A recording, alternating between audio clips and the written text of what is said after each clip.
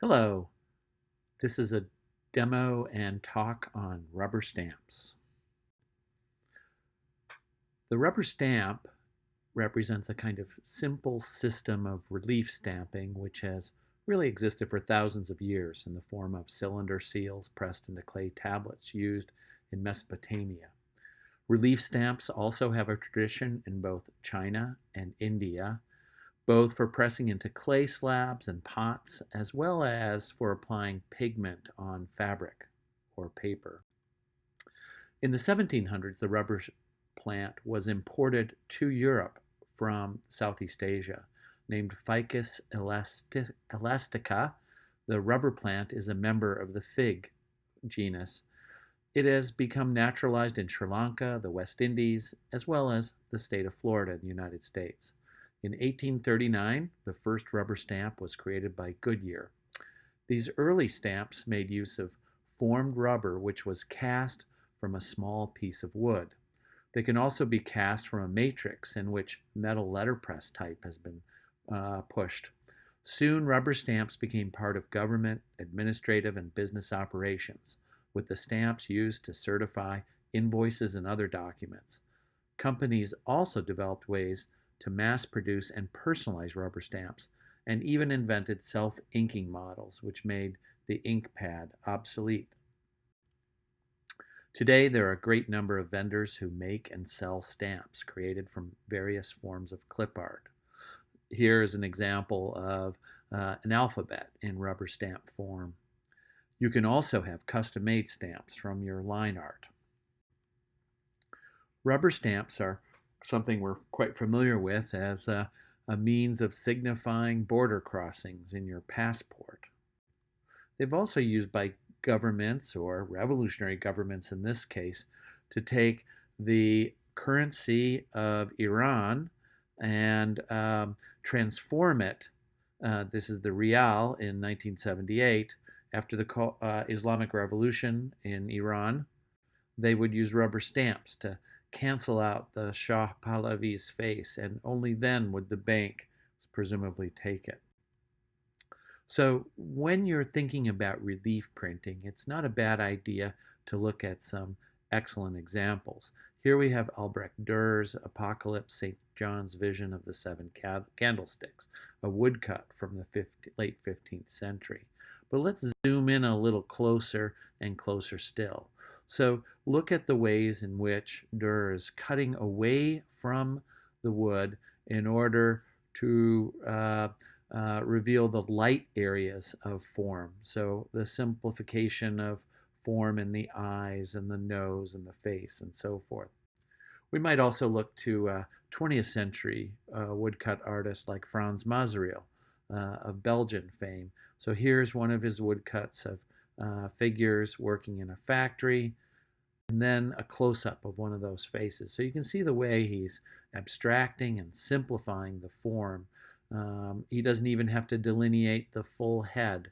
He just needs to show the areas that the diagonal lines behind it are stopping along an implied edge. In another woodcut by Frans Mazereel, where you can see the strong use of figure-ground relationships to distinguish the smokestacks and the cities. But I call your attention to the foreground of this particular print, where you see the ways in which he has used lights and darks to simplify the form and to represent various elements in grasses and flowers and so forth. So there's also a rich tradition of relief printing that's connected to stamping that we can see in India for textile printing. So this is an Indian printing block which has been carved from end-grain teak wood. And in this slide you can see the stamp being impressed on the fabric. And oftentimes these would match up to produce regular patterns and so forth. In terms of using rubber stamps, I call your attention to the Tennessee artist Carl Gombert and the ways in which he's using this repeated stamp of a gun in order to create this kind of mandala form. And in fact, use of the stamp as a repeated element is one of the real formal possibilities of stamping. So in this example, Gombert has used commercially created and generated stamps of various things from butterflies and moths to fish and bugs in order to create these mandala patterns. There's also the example of the folk artist Max Pritchard, who printed New Testament scripture on the back of cereal boxes from stamps he carved out of floor linoleum. Or the use of stamps to alter currency. We saw that earlier with the example of the bill from Iran. There's the Where's George project, where this organization puts a red rubber stamp on dollar bills, and then you can use the serial number of the bill in order to track its location. Also, as you're thinking about stamps, I think it's worthwhile thinking about groups of stamps or a series of stamps, ones that have various relationships to one another. So here is a set of actually offset design postage stamps by the Fluxus member Robert Watts from the collection of the Museum of Modern Art. But nonetheless, I think you can think about that sort of stamping as having some sort of uniform design template or some kind of repeatable element.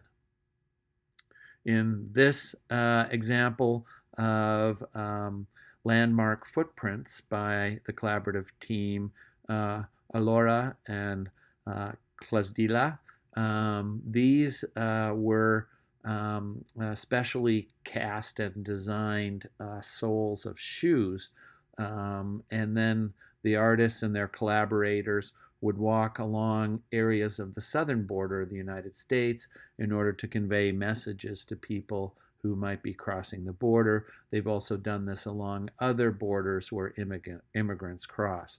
So the stamping is done by the weight of the body of the person wearing the shoes in this case. Just formally, I think it's worth looking at the work of Andrew Kozlowski when thinking about how you might use stamps and repeated elements. Kozlowski prints screen prints on paper and then cuts them out and attaches them to the wall. So in this example here, you can see the way in which the shelf elements and so forth provide a kind of scaffolding for the work. So here I've got a series of stamps I've carved using a linoleum cutter, and I've cut these out of Speedball Speedy Cut. And I'm using office stamp pads to stamp various visual repeated elements from the relief carvings I've made out of the Speedy Cut. I've got two stamp pads. One is a little bit drier, it produces a little lighter impression, and then I've got one that's a little fresher. So as a stamp pad gets old, you don't necessarily need to discard it. You can kind of use it where you want sort of lighter impression areas. You could work from the background to the foreground as I'm doing, or you could also work from the foreground to the background. You want to make sure when you cut your images out of the Speedy Cut that they're not larger than your stamp pad itself. I also like to cut them out and kind of silhouette them, so that'll give me a cleaner figure-ground relationship in terms of making the different elements. I also gang up, in this case, different figures, so 2 or 3 together. That allows me to build up multiple forms with one printing. Here I'm sort of filling in areas, and I can selectively use how I'm putting as much pressure on it to transfer parts of it. As I move to the foreground, I'm using stamps with the fresher pad to get more contrast, kind of building up the form there. You can practice on computer paper. I'm printing here on a piece of white Stonehenge. So there are lots of ways to sort of use the stamps in a variety of combinations.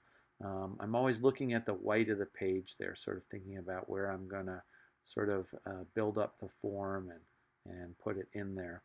Also, you want to use your palm or your fingers to get sort of even impression across the carving that you've made in the Speedy Cut. You'll also notice that in the lower right, I've got some paper stencils I've made. And so to make those, I put the stamps on a piece of computer paper. I cut them out with X-Acto blades.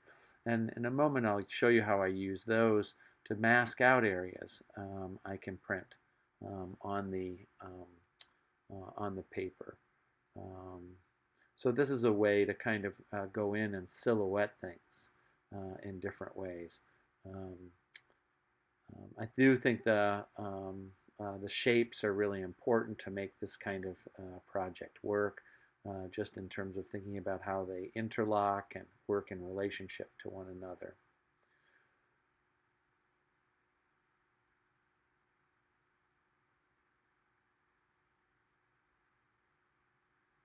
It's good when you place it down just not to move it, leave it in one place. Don't try to skid it around too much. So I'm sort of building up this composition here. Now I can take the paper stencils and lay that over something that's already been printed, and then with more crowd scene, I can put that behind it there. Here with another sign, I can do the same thing.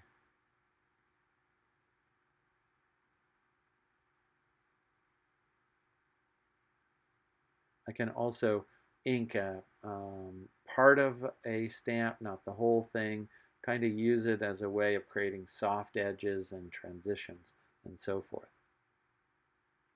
So I hope this approach is something that will help you make the best of your rubber stamps to create complex, interesting pictorial images.